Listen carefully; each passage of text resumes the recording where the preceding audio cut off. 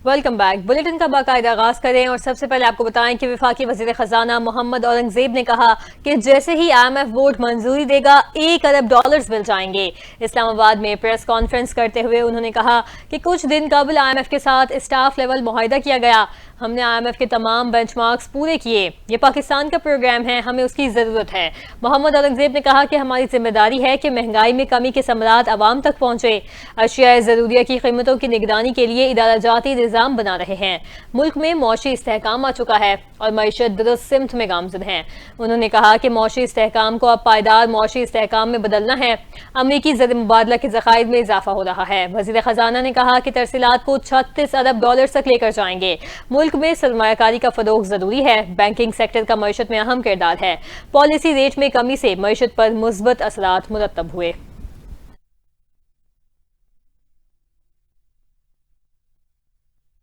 पाकिस्तान में IMF mission 30 महकमों के साथ कारकर्दगी बेहतर बनाने के लिए मुज़ाकरात करेगा। वज़ारत खजाना के ज़राए के मुताबिक IMF ने 2 माह में पाकिस्तान में गवर्नेंस में बेहतरी के लिए दूसरा मिशन भेजा है। IMF हुकाम वज़ारत खजाना, स्टेट बैंक, FBR से मुज़ाकरात करेंगे। ज़राए के मुताबिक IMF मिशन मनसूबाबंदी कमीशन, निजकारी कमीशन, auditor general, NAB, FIA, OGRA और दीगर हुकाम से भी मुज़ाकरात करेगा। IMF का ये वफ्द बैंकिंग सेक्टर और कंस्ट्रक्शन के शोबे में मुसाबकत का भी जायजा लेगा।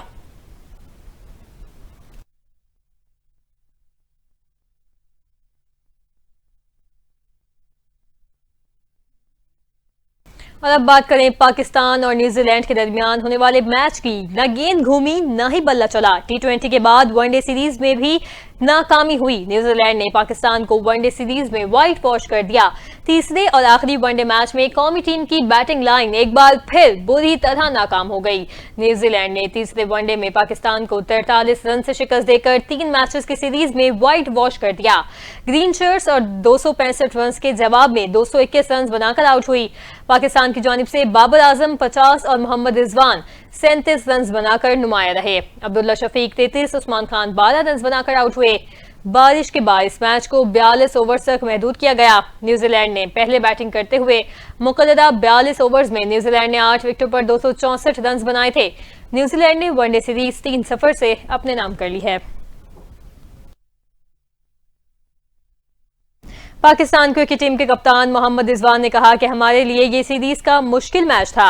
माउंट मोंगानुई में तीसरे वनडे मैच में शिकस्त के बाद गुफ्तगू करते हुए मोहम्मद रिजवान ने कहा कि मुस्बत चीज ये हुई कि बाबर आजम ने सीरीज में रन्स किए। मोहम्मद रिजवान ने कहा कि न्यूजीलैंड को तमाम क्रेडिट दूंगा, वो हर शोबे में हमसे अच्छा खेले। न्यूजीलैंड ने एशियन कंडीशंस में भी अच्छा परफॉर्म किया था और इस सीरीज में भी अच्छी क्रिकेट खेली। उन्होंने कहा कि PSL होने जा रहा है, उम्मीद है खिलाड़ी उम्दा परफॉर्मेंस देंगे।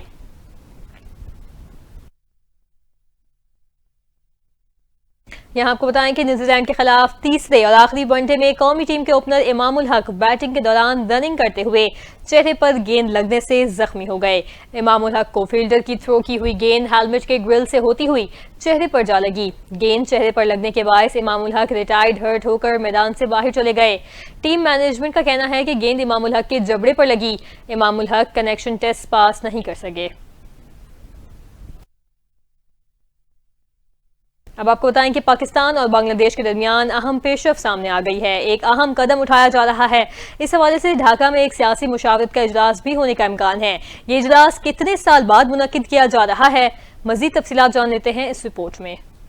पाकिस्तान और बांग्लादेश के दरमियान दो तरफा ताल्लुकात को मजीद मुस्तहकम करने के लिए एक अहम कदम उठाया जा रहा है। दोनों ममालिक के दरमियान सियासी मुशावरती इजलास 17 अप्रैल को बांग्लादेश के दारुल हुकूमत ढाका में मुनक्किद होने का इम्कान है। ये इजलास 13 साल बाद हो रहा है, क्योंकि आखिरी सियासी मुशावरती इजलास 2012 में हुआ था। इस इजलास में पाकिस्तान की जानिब से सेक्रेटरी खारजा आमना बलोच शिरकत करेंगी, जबकि इस मौके पर दोनों ममालिक के दरमियान बाहिमी ताल्लुकात को इदारा जाती ट्रैक पर लाने की तजवीज भी जेर गौर आएगी। इसके अलावा इजलास में मुश्तरका वजारती कमीशन की बहाली पर भी बातचीत की जाएगी। सियासी मुशावरती इजलास के बाद पाकिस्तान के नायब वजीर आजम इसहाक डार 22 से 24 अप्रैल तक बांग्लादेश का दौरा करेंगे। इस दौरे में दोनों ममालिक के माबैन मजीद इक्तसादी और सियासी ताल्लुकात को फरोग देने के लिए बातचीत की जाएगी। पाकिस्तान और बांग्लादेश के दरमियान इस इजलास और दौरे की मुतवक्की पेशरफ से दोनों ममालिक के ताल्लुकात में मजीद बेहतरी की उम्मीद है। अब आपको बताएं कि सदर मुमलिकत आसिफ अली जरदारी का कराची के निजी अस्पताल में इलाज जारी है। आसिफ अली जरदारी के मौलिज डॉक्टर आसिम हुसैन ने कहा कि सदर मुमलिकत की तबीयत व तदरीज बेहतर हो रही है, ताहम उनसे मुलाकातों पर पाबंदी बरकरार है। डॉक्टर आसिम हुसैन ने कहा कि सदर के अहल खाना को इलाज से मुतालिक मुकम्मल आगाही फराहम की जा रही है। अहल खाना सदर आसिफ अली जरदारी और डॉक्टर से राब्ते में है। 1 अप्रैल को सदर मुमलिकत आसिफ अली जरदारी की तबीयत खराब होने के बाद उन्हें नवाबशाह से कराची मुंतकिल करके निजी अस्पताल में दाखिल करवाया गया था। अब बात करें सूबाई वज़ीर इत्तलात पंजाब अज़मा बुखारी के बयान की। उनका कहना है कि वज़ीर आज़म शहबाज शरीफ चंद दिन में एक और खुशखबरी देंगे। लाहौर में प्रेस कॉन्फ्रेंस करते हुए अज़मा बुखारी का कहना था कि अब पाकिस्तान में खुशखबरियों का मौसम शुरू हो चुका है। वज़ीर आज़म शहबाज शरीफ ने अवाम को रिलीफ देने के लिए बिजली की कीमतों में कमी का ऐलान किया। बिजली की कीमतों में कमी पर वज़ीर आज़म और उनकी टीम मुबारकबाद के मुस्तहिक हैं। उन्होंने मुखालिफिन को तनकीद का निशाना बनाते हुए कहा कि जिनके IPPs और बिजली कंपनियों से मफादात जुड़े थे वो अब अवामी रिलीफ को बर्दाश्त नहीं कर पा रहे। अज़मा बुखारी ने पख्तूनख्वा हुकूमत को तनकीद का निशाना बनाते हुए कहा कि वहाँ करप्शन के किस्से ज़बान ज़दे आम हैं। कर्नापुर की जानिब से पार्टी पर 75 करोड़ रुपए खर्च करने का बयान काबिल तशवीश है। सूबाई वजीर ने बानी की तकसीम के मसले पर सियासत को अफसोसनाक करार देते हुए कहा कि बिलावल भुट्टो को जलसों में खड़े होकर मसला हल करने के बजाय जिम्मेदाराना किरदार अदा करना चाहिए। उन्हें बैठकर विफाक के सामने अपनी बातें रखनी चाहिए।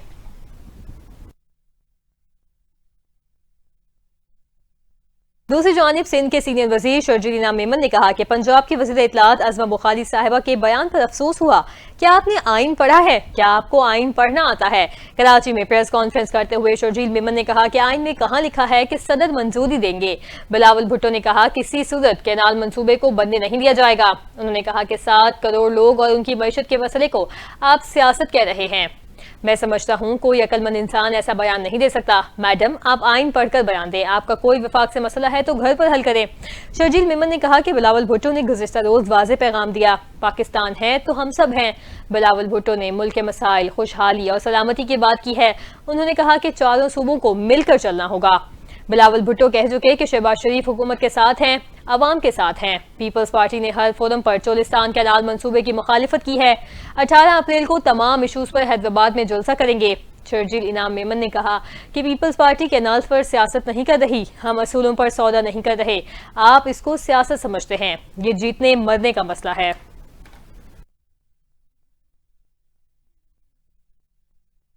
अदालती खबरों का अहवाल आप तक पहुंचाएं। बताएं कि लाहौर हाई कोर्ट ने बानी PTI की 9 मई जुलाओ घिराव के मुकदमात में जमानत की दरखास्तें समाअत के लिए मुकर्रर कर ली हैं। लाहौर हाई कोर्ट का 2 रुकनी बेंच 10 अप्रैल को समाअत करेगा। बेंच में जस्टिस सैयद शहबाज रिजवी और जस्टिस तारिक सलीम शेख शामिल हैं। अदालत ने स्पेशल प्रोसिक्यूटर्स को दलाइल देने के लिए तलब कर रखा है। बानी PTI ने 9 मई के 8 मुकदमात में जमानत की दरखास्तें दायर कर रखी हैं। वकील बैरिस्टर सलमान सफदर की वसातत से जमानतें दायर की गई हैं। जिना हाउस, अस्करी टावर, थाना शादमान, जलाओ घिराव समेत 8 मुकदमात में जमानत की दरखास्तें दायर की गई हैं। शहर कायद से खबर शामिल करते हैं, जहां शारा फैसल पर गाड़ी की टक्कर से मियां बीवी की हलाकत के केस में पुलिस ने गिरफ्तार मुलजिम अनीक को अदालत में पेश कर दिया। जुडिशल मजिस्ट्रेट शर्की ने केस की समाअत की और तफ्तीशी अफसर से मुलजिम के रिमांड के बारे में सवालात किए। तफ्तीशी अफसर ने बताया कि मुलजिम को 8 दिन का रिमांड मिल चुका है। अदालत ने इससे सवाल किया कि मुलजिम की उम्र के तयन की रिपोर्ट कहाँ है, जिस पर तफ्तीशी अफसर ने बताया कि वो उम्र के तयन के लिए मुलजिम को अस्पताल ले गए थे, लेकिन ईद की छुट्टियों की वजह से रिपोर्ट नहीं मिल सकी। अदालत ने मजीद सवाल किया कि क्या इब्तदाई रिपोर्ट मौसूल हो चुकी है, जिस पर तफ्तीशी अफसर ने कहा अभी तक इब्तदाई रिपोर्ट भी नहीं मिली। तफ्तीशी अफसर ने यह भी बताया कि गाड़ी का मालिक अभी तक गिरफ्तार नहीं हो सका और शरीक मुलजिम के घर पर ताला लगा हुआ है। मुकदमे के दौरान मुद्दई मुकदमा और मुलजिम के वकला के दरमियान तल कलामी भी हुई। अदालत ने मुलजिम अनीक को अदालती रिमांड पर जेल भेज दिया। आइंदा समाअत पर उम्र के तयन से मुतालिक रिपोर्ट और चालान तलब कर लिया है। वजीर सेहत मुस्तफा कमाल ने कराची में बढ़ते हुए ट्रैफिक हादसात पर तशवीश का इजहार किया। कहा कि शहर में खुलेआम हैवी ट्रैफिक चल रहा है। उन्होंने सिंध हुकूमत से मुतालबा किया कि ट्रैफिक कवानीन को सख्त किया जाए और उन पर सख्ती से अमल दरामद करवाया जाए। उनका कहना था कि हादसात में जान बहक होने वाले अफराद के लवाहिकीन को 1 करोड़ रुपए मुआवजा दिया जाए और जख्मियों को 50,000 रुपए का मुआवजा दिया जाए। वजीर सेहत ने कराची में के इलेक्ट्रिक की मोनोपोली पर भी तशवीश का इजहार किया। और कहा कि कराची में उसके अलावा कोई ऑप्शन मौजूद नहीं। उनका यह भी कहना था कि अगर नहीं मौका मिला तो वो दूसरी बिजली फराहम करने वाली कंपनियों को मौका देंगे ताकि आवाम को मुख्तलिफ ऑप्शंस मिल सकें। उनका कहना था कि इलेक्ट्रिक का मुतबादिल मौजूद होना चाहिए। जैसे हम सब एक सिम खरीदते हैं और इसकी सर्विस पसंद ना आए तो निकाल कर फेंक देते हैं, इसी तरह बिजली की कंपनी की सर्विस पसंद ना आए तो उसको छोड़कर दूसरी ले सकते हैं। लेकिन इलेक्ट्रिक के अलावा कराची में कोई दूसरा ऑप्शन मौजूद नहीं। बलूचिस्तान हुकूमत के तर्जुमान शाहिद विद ने कहा कि BNP मेंगल के मुजव्वजा लॉन्ग मार्च के हवाले से सिक्योरिटी खदशात मौजूद हैं, जिन्हें चंद हालिया वाकयात ने मजीद तकवीत दी है। उनका कहना था कि मार्च के दौरान क़यादत की जानिब से की गई तकरीर पर भी हुकूमत को तशवीश है, जिसका जायजा लिया गया है। अब कानून अपना रास्ता अपनाएगा। शाहिद विद ने प्रेस कॉन्फ्रेंस करते हुए कहा कि हुकूमत ने अब तक सब्र तहम्मुल का मुजाहिदा किया और मार्च के शुल्का से 2 मरतबा मुज़ाकरात हो चुके हैं। उन्होंने कहा कि हम उन्हें शाहवानी स्टेडियम सुरियाब रोड तक आने की इजाजत दे हैं, लेकिन वो इस पर आमादा नहीं हुए।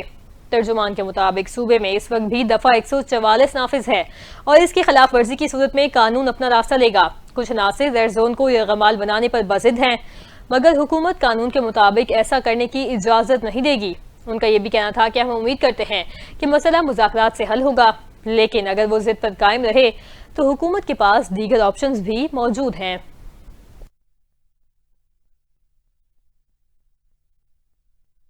यहाँ आपको अपडेट करें, कौमी असम्बली का इजलास 7 अप्रैल को शाम 5 बजे पार्लियामेंट हाउस में होगा। स्पीकर कौमी असम्बली सरदार अयाज सादिक इजलास की सदारत करेंगे। स्पीकर ने इजलास के एजेंडे और शेड्यूल की मंजूरी के लिए एडवाइजरी कमेटी का इजलास बुला लिया है। इजलास दोपहर 4 बजे स्पीकर लाउंज पार्लियामेंट हाउस में होगा। इजलास में सुन्नी इत्तेहाद काउंसिल समेत तमाम जमातों के पार्लिमानी लीडर्स को शिरकत की दावत दी गई है। कौमी असम्बली इजलास का माहौल खुशगवार रखने और एजेंडे के उमूर तय किए जाएंगे।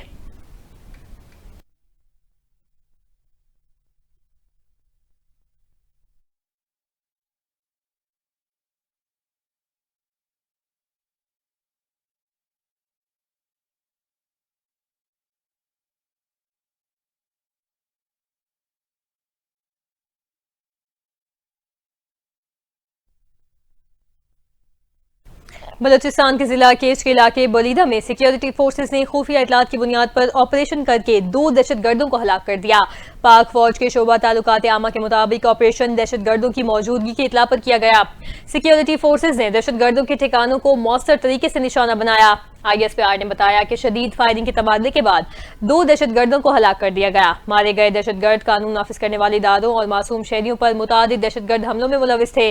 ISPR का कहना है कि इलाके में मजीद दहशतगर्दों की मौजूदगी के पेश नजर क्लियरेंस ऑपरेशन जारी है। ISPR ने कहा कि सिक्योरिटी फोर्सेस कौम के शाना बशाना बलूचिस्तान के अमन, इस्तेहकाम और तरक्की के खिलाफ साजिशों को नाकाम बनाने के लिए पुरअज़्म हैं।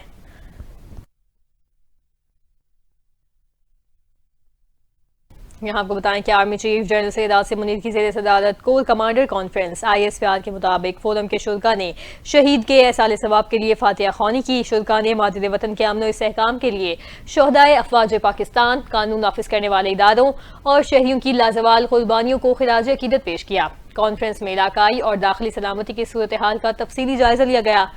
फोरम ने हर कीमत पर बिला तफरीक दहशतगर्दी को खत्म करने के आज़म का अदा किया। पाकिस्तान को गैर मुस्तहकम करने की कोशिश करने वाले मुल्क दुश्मन अनासिर, सहूलतकार और उनकी हौसला अफजाई करने वालों के खिलाफ रियासत पूरी ताकत से निपटेगी। इस आज़म का भी अदा किया गया। किसी को भी बलूचिस्तान में अमन में खलल डालने की इजाज़त नहीं दी जाएगी। बलूचिस्तान के इस्तेहकाम और खुशहाली में खलल डालने वाले मजमूम सियासी मफादात और समाजी अनासिर को बलूचिस्तान के अवाम की गैर मुतज़लज़ल हिमायत से फैसला कुन तौर पर नाकाम बनाया जाएगा। आर्मी चीफ ने कहा कि पाक फौज हुकूमत और कानून नाफिज करने वाले इदारों को दहशतगर्दों की माली एनत के खिलाफ सख्त कानूनी इकदाम में मुकम्मल ताउन फराहम करेगी। जनरल सैयद आसिम मुनीर ने कहा कि गैर कानूनी सरगर्मियां दहशतगर्दी की माली मुआवनत से अंदरूनी तौर पर जुड़ी हुई हैं। पाकिस्तान में दहशतगर्दों और उनके सहूलतकारों के लिए कोई जगह नहीं है।